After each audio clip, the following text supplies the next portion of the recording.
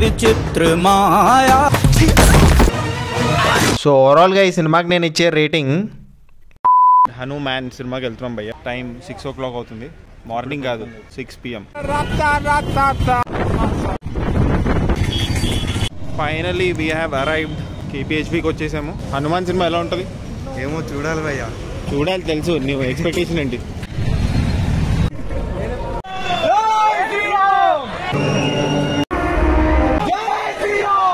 Hi guys, Hanuman cinema చూసాను భయ్య. 2024లో నేను చూసిన ఫస్ట్ సినిమా ఇది థియేటర్లో.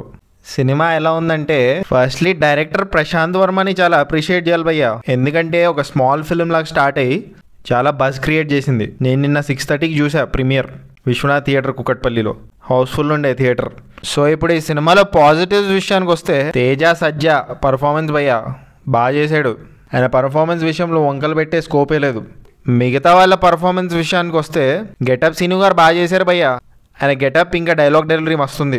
ప్రశాంత్ వర్మ ఆయనకి ఎప్పుడు మంచి క్యారెక్టర్ ఇచ్చారు. జాంబీ రెడ్డిలో కూడా మంచి క్యారెక్టర్ ఉంటుంది. వెన్నెల కిషోర్ కామెడీ కూడా బాగుంది భయ్య. చాలా తక్కువ టైం ఉంటుంది, బట్ కొంచెం డిఫరెంట్ షేడ్స్ ఉంటాయి ఆయన క్యారెక్టర్కి. కమీడియన్ సత్య గారు కూడా ఉన్నారు భయ్య ఈ సినిమాలో. ఆయన కూడా కామెడీ జనరేట్ చేశారు, నవ్వు తెప్పిస్తారు ఆయన. అదే కాకుండా వరలక్ష్మి శరత్ కుమార్ గారు ఉన్నారు భయ్య. ఆమె సిస్టర్ క్యారెక్టర్ ప్లే చేశారు. వాళ్ళ సెంటిమెంట్ బాగుంటుంది. వాళ్ళ సీన్స్ నాకు కొంచెం ఎమోషనల్గా అనిపించాయి. విలన్గా ఎవరైతే చేశారో డాక్టర్ సినిమాలో ఉంటారు ఆయన బాగా చేశారు. ఆయన వాయిస్ బాగా నచ్చింది నాకు. ఆయనకి ఎవరు డబ్బింగ్ చెప్పారో కానీ బాగా చెప్పారు, ఆర్ ఆయన చెప్పుకొని ఉంటాడు. రాకేష్ మాస్టర్ గారు లాస్ట్ ఫిల్మ్ భయ్య ఇది. ఆయన పర్ఫార్మెన్స్ కూడా బాగుంది. ఒకవేళ ఆయన బతుకుంటే మంచి పొటెన్షియల్ ఉండేది యాజ్ అన్ యాక్టర్. ఆయనకి బాగా పర్ఫార్మ్ చేశారు ఆయన ఉన్నంత వరకు. ఈ సినిమాలో సినిమాటోగ్రఫీ బాగుంది భయ్య. యూజువల్లీ ఏం చేస్తారంటే, నైట్ టైం ఫారెస్ట్ సీన్స్ అలాంటి సీన్స్ ఏవైతే ఉంటాయో టూ మచ్ లైటింగ్ పెట్టేస్తూ ఉంటారు. బట్ ఈ సినిమాలో డార్క్నెస్లో తీశారు, చాలా రియలిస్టిక్గా ఉంటుంది. అది బాగా నచ్చింది నాకు. సాంగ్స్ చాలా బెటర్గా ఉండొచ్చు, కానీ బ్యాక్గ్రౌండ్ స్కోర్ బాగా నచ్చింది నాకు. ఎస్పెషల్లీ ఒక బస్ సీన్ ఉంటుంది, ఆ లవ్ ఫీల్ ఉన్న బ్యాక్గ్రౌండ్ స్కోర్ వస్తుంది, అది బాగా నచ్చింది నాకు. డైలాగ్స్ కూడా బాగున్నాయి భయ్య, ఎక్కడ ఓవర్ ది టాప్ అనే ఫీల్ క్రియేట్ చేయవు. ఇప్పుడు ప్రశాంత్ వర్మ డైరెక్షన్ విషయానికి వస్తే, this film is his best work. Content ఉంది బేసికలీ ఈ సినిమాలో, సబ్స్టెన్స్ లేకుండా అయితే లేదు. యూజువలీ స్టైల్తో నడిపేస్తుంటాడు ఆయన సినిమాలు, బట్ ఈ సినిమాలో రైటింగ్ డిపార్ట్మెంట్లో కూడా కొంచెం ఎఫర్ట్ పెట్టినట్టు కనిపిస్తుంది. సో ఇప్పుడు నెగటివ్స్ విషయానికి వస్తే, సూపర్ హీరో ఫిల్మ్స్ చాలా ప్రెడిక్టబుల్గా ఉంటాయి భయ్య. ఆఫ్టర్ ఎ పాయింట్ మనకు తెలిసిపోతూ ఉంటుంది ఏం జరగబోతుందో, ఎక్స్పెక్ట్ చేసేస్తూ ఉంటాం సీన్స్ అన్ని. సో ఈ సినిమాతో కూడా అదే ప్రాబ్లం.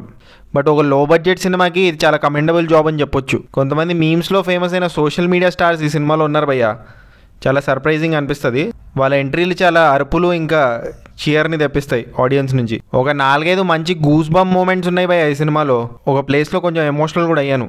సముద్రగని గారు హనుమాన్ గారికి ఎలివేషన్ ఇస్తారు భయ్య. అది కొంచెం కార్తికేయ 2 నుంచి కృష్ణుడి ఎలివేషన్ ఉంటుంది కదా, అనుపమ్ ఖేర్ గారు ఇస్తారు, హీ ఈజ్ ఎవ్రీథింగ్ అని. సేమ్ యాజ్ ఇట్ ఈస్ దించేసినట్టు అనిపించింది భయ్య. Overall Hanuman is a decent film భయ్య. ఎస్పెషలీ చిన్నపిల్లలకి బాగా నచ్చుతుంది ఈ సినిమా. మనం చిన్నప్పటి నుంచి చాలా graphic oriented movies, super hero movies చూస్తే మనకు అంత కొత్తగా అనిపించకపోవచ్చు, బట్ చాలా తక్కువ డబ్బులో ఒక మంచి సినిమానే తీశారు. సో ఓవరాల్గా ఈ సినిమాకి నేను ఇచ్చే రేటింగ్ 3 tomatoes భయ్య. This is Prasanth Varma's best work till date. Actually కల్కి ఈ సినిమా బాగుంటుందని చెప్పారు, నేనైతే ఆ సినిమా చూడలేదు, అదనమాట సంగతి. ఒకవేళ మీరు ఈ సినిమా చూసిన మీరెన్ని టమాటోస్ ఇస్తారో కామెంట్ చేయండి. సబ్స్క్రైబ్ చేసుకోకపోతే సబ్స్క్రైబ్ చేసుకోవచ్చు కదా. పుచ్చుక్ పుచ్చుక్.